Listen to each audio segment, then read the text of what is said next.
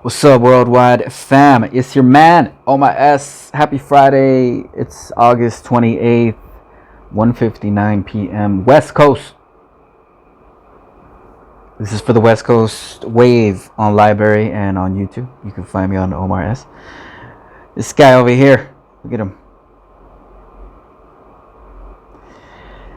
People dine on the outdoor patio at Boheme in West Hollywood as coronavirus surges in July. As you can see, nobody's wearing a freaking mask. All right. Newsom unveils sweeping new coronavirus reopening rules for businesses in California. The tyrant, gruesome Newsom. I don't care what you say. Put it in the comment section. He sucks. Major. I hope we kick him out, because he has just ruined this economy, this California economy. In my opinion, Newsom unveils sweeping new coronavirus reopening rules for businesses in California. This is by Phil Willen, Taryn Luna, Colleen Shelby. Out of Sacramento, Governor Gavin Newsom unveiled a new plan on Friday to rekindle a California economy decimated by the COVID-19 pandemic. We should just cross this out right here, because this ain't even true. This wasn't caused by the COVID. It was caused by stupid politicians and stupid people letting themselves get played like this. Okay, let's get it straight.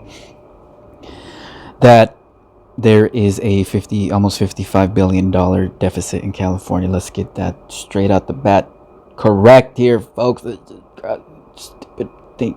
All right, Governor Gavin Newsom unveiled a new plan on Friday to rekindle a California economy decimated by BS, a four-tier system in which counties must show consistent success in stemming the transmission of the coronavirus before allowing businesses greater flexibility to reopen and group activities to resume.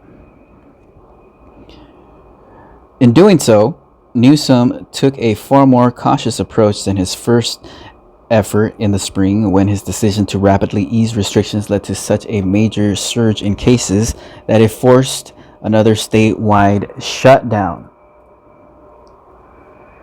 We're going to be more stubborn this time, Newsom said during a news conference Friday in Sacramento. This is more stringent, but we believe more steady approach. Counties will be allowed to ease restrictions in progressive stages, slowly granting Californians the everyday freedoms they enjoyed before the outbreak. Unlike last time, the governor said the decision to grant counties the ability to open businesses will be based entirely on data showing the spread of the virus among residents. The criteria for each tier will be uniform for all 58 counties in California, and the vast majority of counties, including all Southern California counties except San Diego, will begin in the first tier. Tier 1, widespread transmission. Most non-essential businesses must be closed. Non-essential businesses. That's more bull shizzle, dear reader. What's a non-essential business? Can you just put that in the comment sections, please? Anybody who puts food on the table for their family is an essential worker. There's no way you can change my mind about that. But good luck doing so. In the comment section, I'm open to all suggestions. The criteria for each tier will be uniform for all 58 counties in California, and the vast majority of counties, including all Southern California counties except San Diego, will be in the first tier. I read that already. Tier 1, widespread transmission. Most non-essential businesses must be closed. Counties in this tier have more than 7 new COVID cases per 100,000 people per day, and a coronavirus test positivity rate of 8% and above. Wow, that's truly tyrannical to me. My goodness. All right. Tier 2. I'm sorry, dear reader. Let me just get to the nitty gritty. Tier 2. Substantial transmission. Some non-essential indoor businesses remain closed. Counties in this tier have between 4 to 7 COVID cases per 100,000 people per day, and coronavirus test positivity rate of between 5% and 8%. Tier 3. Moderate transmission. Some businesses can open with modifications. Counties in this tier have 1 to 3.9 new COVID cases per 100,000 people per day, and a coronavirus positivity rate of 2 to 4.9%. Tier 4, minimal transmission. Most businesses can reopen with modifications. Counties in this tier have less than one new COVID case per 100,000 people per day, and a coronavirus positivity rate of less than 2%. Wow. If I was a county guy, I'd just be like, hey, we're all negative over here. We're back in business. No mask needed. Why not? For example, restaurant in counties in Tier 1 will be allowed only to serve customers outdoors. Once a county moves into Tier 2, restaurants can serve customers indoors, but only at 25 capacity. The new rules also provide a new pathway toward the partial reopening of schools in some communities. School officials in the 20 counties listed in the state's new structure as having substantial, moderate, or minimal virus transmission will be able to offer limited in-person instruction on school campuses once those counties maintain that status for at least 14 days. Counties with even fewer incidents of confirmed COVID-19 cases and lower test positivity rates could allow students to return to campus part-time even earlier. The new rules also provide a new pathway toward the partial reopening of schools in some communities. School officials in the 20 counties listed in the new state structure as having substantial, moderate, or minimal virus transmission will be able to offer limited in-person instruction on school campuses once those counties maintain that status for at least 14 days. Counties with even fewer incidents of confirmed COVID-19 cases and lower test positivity rates could allow students to return to campus part-time even earlier.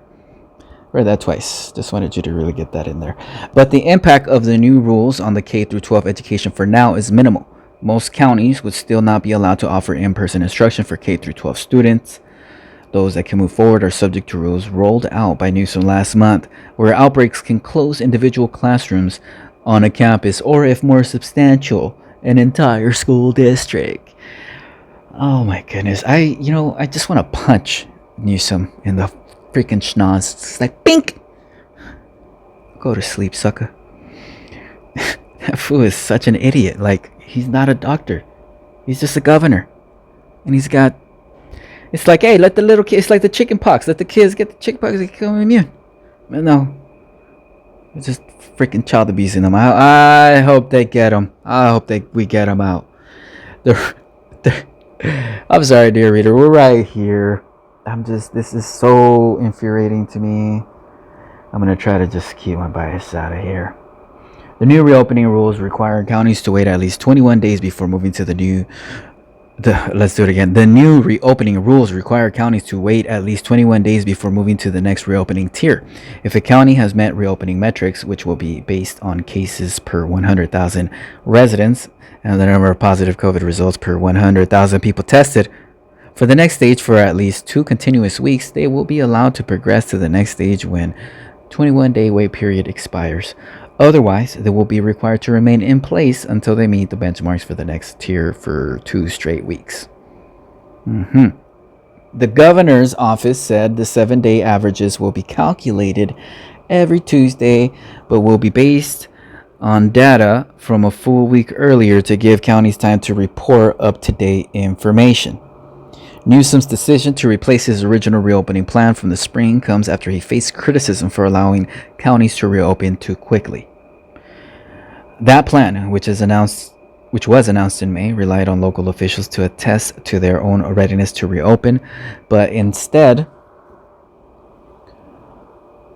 of requiring counties to meet the benchmarks outlined in his plan, Newsom permitted dozens of counties to move forward as long as local officials said they could increase testing capacity or train more contact tracers in the weeks and months after businesses opened their doors again. The virus surged, counties weren't prepared to conduct the necessary case investigation and contact tracing, and California and other states around the country experienced a massive testing shortage. Contact tracing is bull shizzle, my friends. Let me just be the first one, or the second one, or maybe the 5th person. Tell you that is bull spit. But if you got a job contact tracing, I hope that you're fudging the numbers, because that's what I would do. All right. It collapsed the effectiveness of our efforts to kill the virus. State Senator Steve Glazer, Democrat out of Orinda, said of the governor's deferral to counties during the first reopening, it's too easy for local officials to acquiesce to the allure of making choices that people like and avoiding the danger that comes from telling people things they can't do.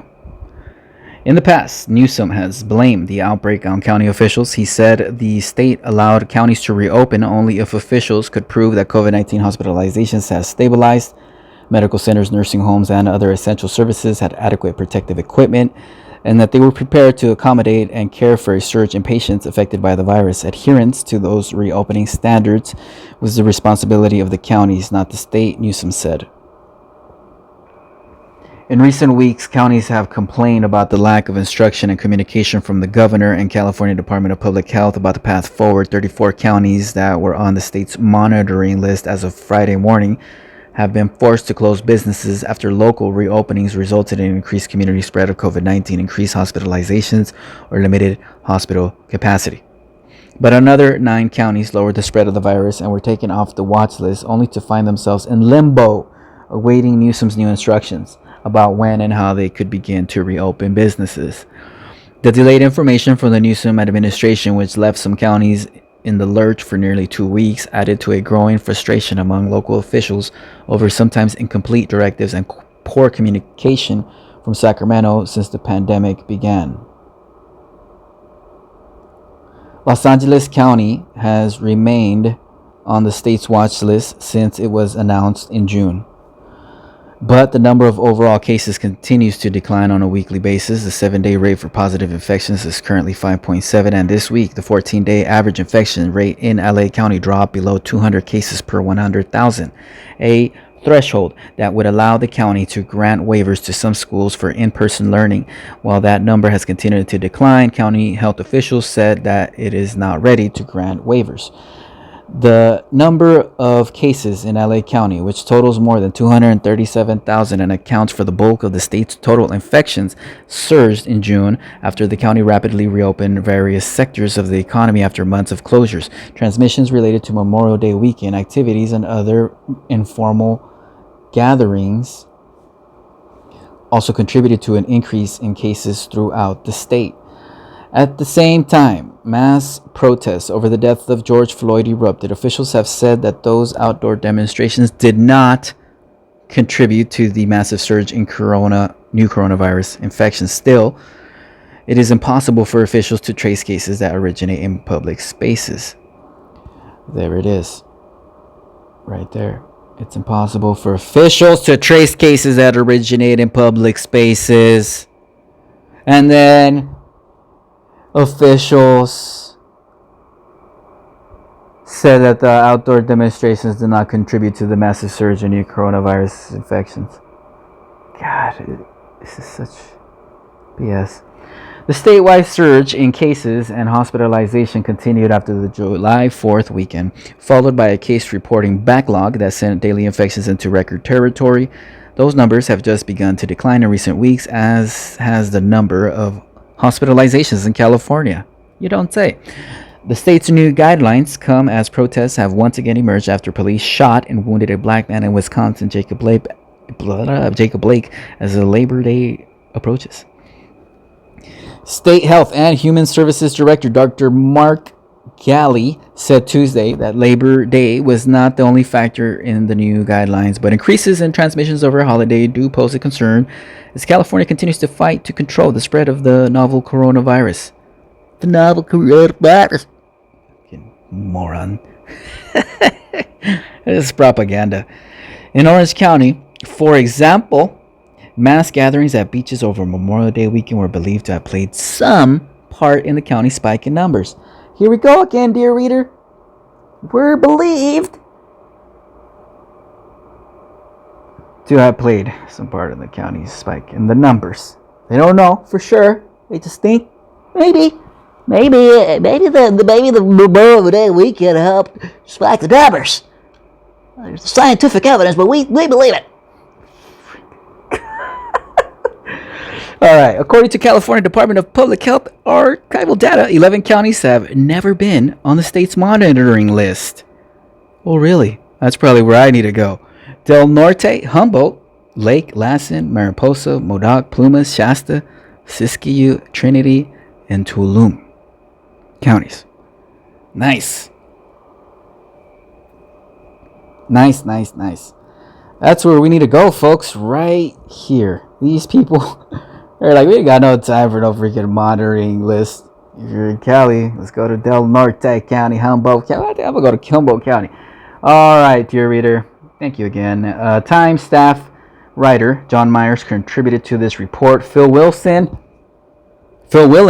my bad, covers Governor Gavin Newsom and California politics for the Los Angeles Times. Wilson grew up in Southern California and previously worked for the Tampa Tribune and the Capitol in Annapolis. What is that, Maryland? Taryn Luna covers Governor Gavin Newsom and California politics in Sacramento for the LA Times. And Colleen Shelby is a reporter for the LA Times. She previously worked at PBS NewsHour in Washington, D.C. She's a graduate of George Washington University and a native of Southern California. Good for her and them. Dear reader, let me know what you think about Newsom's new sweeping coronavirus reopening rules for businesses in California. Thank you again for tuning in. Like it, share it, subscribe it, unlike it. It's all good. More on the way.